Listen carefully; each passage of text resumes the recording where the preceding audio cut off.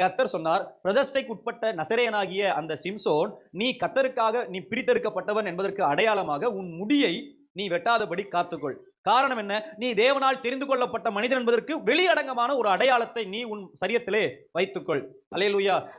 எலியாவை குறித்து சொன்னால், நீ தேவனால் தெரிந்து கொள்ளப்பட்ட மனிதன் என்பதற்காக உன் ஆடையிலே ஒரு அடையாளத்தை நீ வைத்துக்கொள்.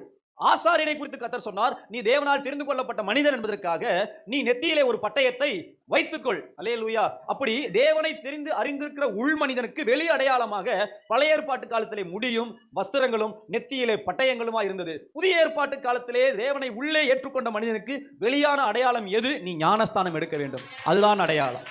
அல்லேலூயா.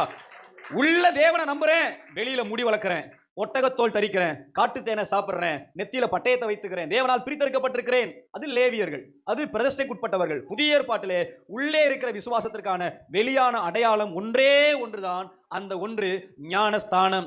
இயேசு கிறிஸ்துவை சொந்த இரட்சகராய் விசுவாசிக்கிற எந்த மனிதனும் ஞானஸ்தானம் எடுக்க வேண்டும். அதுதான் அவனுக்கு வெளியான ஒரே அடையாளமே தவிர, அந்த அடையாளம் தான் பரலோகத்திலே அங்கீகரிக்கப்படுகிற அடையாளம். அவனுடைய பிரதிஷ்டைக்குள் வரும்பொழுது அந்த பலவீனமான மனிதனை கர்த்தர் இயற்கைக்கு அப்பாற்பட்ட பலசாலிகளாய் மாற்றுகிறார்.